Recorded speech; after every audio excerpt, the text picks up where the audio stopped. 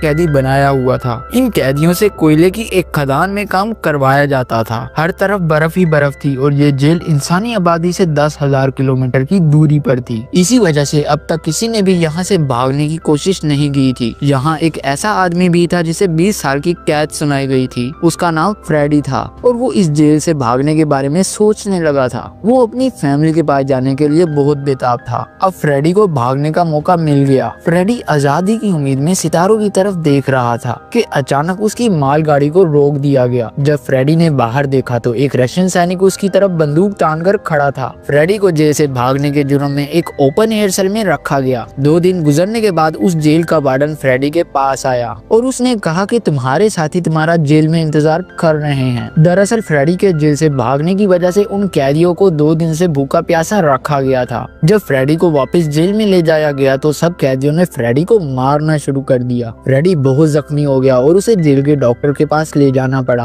वो डॉक्टर भी एक जर्मन कैदी ही था और फ्रेडी ने उसे कहा कि वो दोबारा इस जेल से भागने की कोशिश करना चाहता है। डॉक्टर ने कहा कि यहाँ से बचकर निकल पाना नामुमकिन है और अगर तुम जेल से भागने में कामयाब हो भी गए तो तुम जमा देने वाली बर्फ में मारे जाओगे। फ्रेडी ने जब जेल से बार बार भागने की बात की तो डॉक्टर ने उसकी बात मान ली। डॉक्टर ने बताया कि तुम सब कैदियों से जिस कोयले की खदान में काम करवाया जाता है उसकी हवा में बहुत जहरीली गैसेज हैं और अगर तुम लोग ज्यादा अरसा यहाँ काम करते रहे तो कैंसर की वजह से मारे जाओगे। फ्रेडी ने कहा कि मैं तो इस जेल से भागकर ही दम लूंगा। अब डॉक्टर ने फ्रेडी को कुछ गर्म कपड़े दिए और उसने जूते और एक बंदूक भी फ्रेडी के हाथ में थमा दी। डॉक्टर ने बताया कि मैं भी यहाँ से भागना चाहता था इसलिए मैंने ये सारा सामान छुपा कर रखा था। डॉक्टर ने बताया कि मुझे 10 दिन पहले ही पता चला है कि मुझे कैंसर हो चुका है और अब मेरे पास बहुत कम वक्त बचा है। डॉक्टर ने फ्रेडी को एक लंच बॉक्स दिया और उसे कहा कि ये मेरी फैमिली को दे देना और उनसे कहना कि मैं अब इस दुनिया में नहीं रहा। फ्रेडी को ये सब सुनकर बहुत बुरा लगा और उसने वो डॉक्टर से लंच बॉक्स ले लिया। फ्रेडी रात के अंधेरे में एक बार फिर से भाग निकला। जब वार्डन को पता चला कि एक कैदी भाग चुका है तो फौरन उस डॉक्टर के पास गया, लेकिन तब तक डॉक्टर अपनी जान ले चुका था। वार्डन ने फ्रेडी की तलाश के लिए एक सर्च ऑपरेशन शुरू किया। कुछ दिन तलाश जारी रही लेकिन फ्रेडी का कोई सुराग नहीं मिला। सब कहने लगे कि फ्रेडी इस बर्फ में कहीं ठंड से मर चुका होगा, लेकिन वार्डन जानता था कि फ्रेडी एक ढीठ इंसान है और वो हिम्मत नहीं हारेगा। तो अब वार्डन ने सर्च ऑपरेशन जारी रखने का ऑर्डर दे दिया। दूसरी तरफ फ्रेडी को पैदल चलते हुए 8 दिन गुजर चुके थे। उसे अचानक अपनी तरफ कुछ कुत्ते आते दिखाई दिए। फ्रेडी घबरा गया और तेजी से चलने लगा कि अचानक वो गिर गया। उसी वक्त उसकी आंख खुल गई। दरअसल इतने दिन पैदल चलकर वो थक चुका था, लेकिन उसके पास कोई और रास्ता नहीं था। वो लगातार बर्फीले तूफान में चलता रहा और थककर एक जगह पर गिर गया। जब उसकी आंख खुली तो उसे अजीब आवाजें सुनाई देने लगी। फ्रेडी को एक सील दिखाई दी। उसने सील पर गोली चलाने के लिए अपनी बंदूक निकाली, लेकिन तब तक सील एक चट्टान के पीछे जा चुकी थी। फ्रेडी ने उस सील का पीछा किया और उस पर गोली चला दी। अब इतने दिन भूखा रहने के बाद आखिरकार फ्रेडी के पास खाना आ चुका था। उसने पेट भरकर सील का गोश्त खाया और उसी जगह पर खूब आराम किया। अब फ्रेडी दोबारा अपने सफर पर निकल पड़ा। कई दिनों बर्फ में अकेले चलने की वजह से फ्रेडी अब चलते चलते खुद से बातें करने लगा था। फ्रेडी को जेल से भागे हुए 2 महीने गुजर चुके थे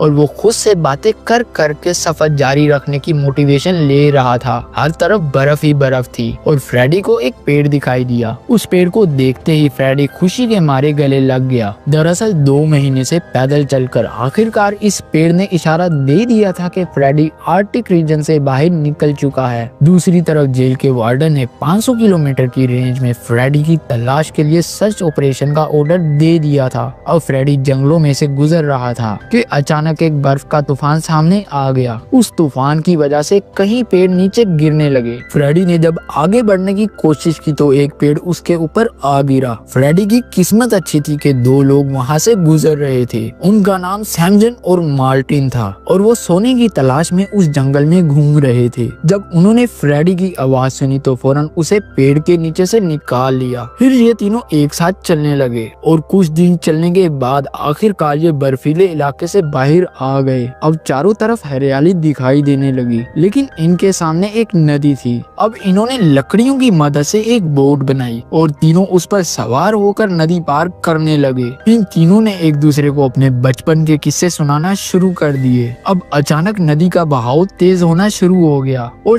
सैमजन अपना तवाज़ुन खोकर पानी में गिर जाता है। सैमजन को डूबता देखा फ्रेडी भी नदी में कूद जाता है और उसे डूबने से बचा लेता है। दूसरी तरफ मार्टिन इन दोनों की मदद किए बगैर वहाँ से निकल जाता है। मार्टिन अब उसी कैंप में जाता है जहाँ वो और सैमजन साथ में रहते थे। मार्टिन के मन में लालच आ चुका था और वो सोचता है कि सैमजन तो मर चुका होगा, क्यों ना उसके हिस्से का सोना भी ले लिया जाए। अब मार्टिन वहाँ से निकलने ही लगा था कि अचानक फ्रेडी और सैमजन वहाँ पहुँच जाते हैं। इस धोखेबाजी को देखकर सैमजन को बहुत बुरा लगता है और वो मार्टिन को गोली मार देता है। मार्टिन अब मर चुका था, लेकिन फ्रेडी और सैमजन अब एक साथ आगे बढ़ने का फैसला करते हैं। ये दोनों अब किसी इंसानी बस्ती की तलाश में थे और महीनों तक पैदल चलते रहे। अब दोबारा सर्दियों का मौसम आ गया। हर तरफ हरियाली थी जो कि बर्फ की वजह से सफेद पड़ने लगी थी, लेकिन इन दोनों ने हिम्मत हारे बगैर चलना जारी रखा। फ्रेडी ने देखा कि सैमजन भारी सामान की वजह से चलने में मुश्किल महसूस कर रहा है। फ्रेडी ने उसका बोझ हल्का करने की नीयत से उसका आधा सामान मांग लिया, लेकिन सैमजन को लगा कि ये भी मार्टिन की तरह उसका सामान हथियाना चाहता है। वो फ्रेडी से लड़ने लग गया, लेकिन फ्रेडी अब एक ढलान से फिसल कर नीचे जा गिरा और बेहोश हो गया। थोड़ी देर बाद फ्रेडी को होश आया, तभी उसे अपनी तरफ आते हुए भेड़ियों का झुंड दिखा। फ्रेडी फौरन एक दरख्त पर चढ़ने लगा और उसी दौरान भेड़ियों ने उसका पाँव दबोच लिया। फ्रेडी ने जब अपना पाँव छुड़वाने के लिए जोर लगाया तो वो पेड़ टूट गया। दरअसल वो पेड़ बहुत पतला था, इसलिए फ्रेडी का वजन बर्दाश्त नहीं कर सका।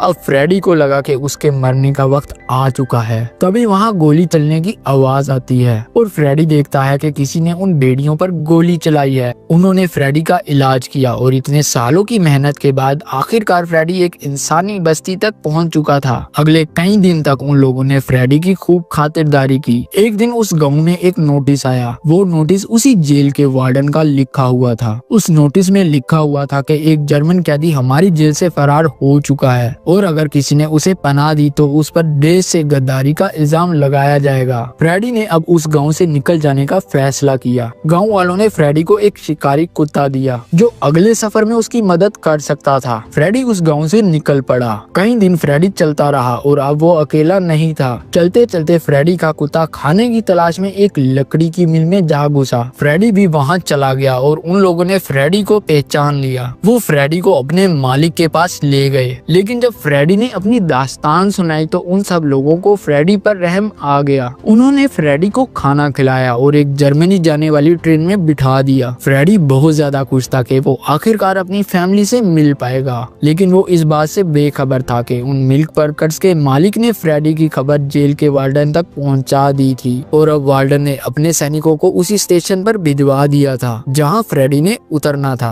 अचानक फ्रेडी ने स्टेशन पर खड़े हुए सैनिकों को देख लिया और वो ट्रेन से कूद गया। फ्रेडी अपने कुत्ते के साथ ट्रेन की पटरी पर भाग रहा था और सिपाहियों ने भी उसे देख लिया। अचानक फ्रेडी ने देखा कि वार्डन उसके बिल्कुल सामने आ खड़ा हुआ। फ्रेडी को अपनी सालों की मेहनत जाया होते हुए दिखाई देने लगी थी। अचानक फ्रेडी के कुत्ते ने वार्डन पर हमला कर दिया और फ्रेडी को वहाँ से भागने का मौका मिल गया। फ्रेडी को जब गोली चलने की आवाज सुनाई दी तो वो रुक गया और देखा कि उसका कुत्ता मर चुका है। फ्रेडी को बहुत बुरा लगा, लेकिन सिपाहियों को अपनी तरफ भागते देखकर फ्रेडी भी भागने लगा। वो एक ब्रिज पर पहुंचा तो उसे नीचे से गुजरती ट्रेन की आवाज सुनाई दी। फ्रेडी उस ब्रिज से कूद गया और उसी ट्रेन पर जा गिरा। इस तरह फ्रेडी एक बार फिर वार्डन से बचने में कामयाब हो चुका था। दिन गुजरते चले गए और फ्रेडी भी आगे बढ़ता चला गया। साल 1952 आ चुका था और फ्रेडी को जेल से भागते हुए 8 साल गुजर चुके थे। फ्रेडी अब सेंट्रल एशिया में था। वहाँ एक त्योहार चल रहा था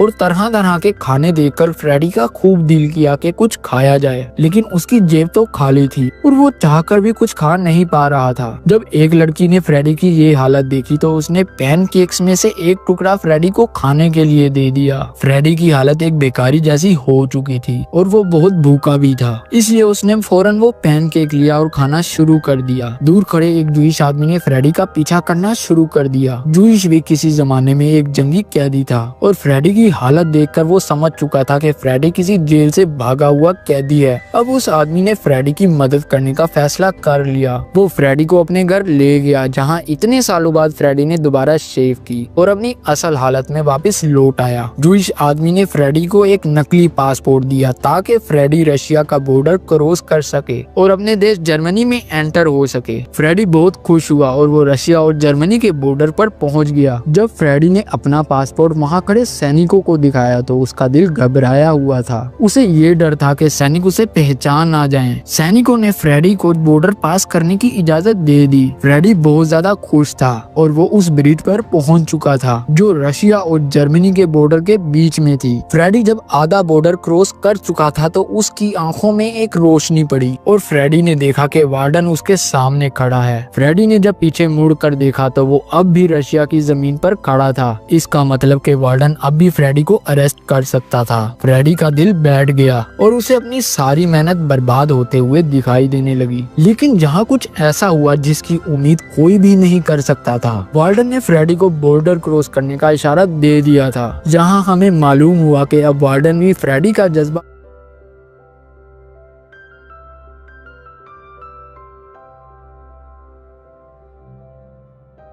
अब वार्डन भी फ्रेडी का जज्बा और हिम्मत देखकर उसे हमदर्दी कर बैठा था। फ्रेडी ने अब बॉर्डर क्रॉस किया और आखिरकार वो अपने देश में पहुंच गया। फ्रेडी अपने घर पहुंचा और उसने अपनी बीवी और बेटी को चर्च जाते हुए देखा। फ्रेडी बहुत खुश था और उसने उनका पीछा किया। फ्रेडी की बेटी ने जब अपने बाप को देखा तो फौरन पहचान गई और भागकर फ्रेडी के गले लग गई। फ्रेडी को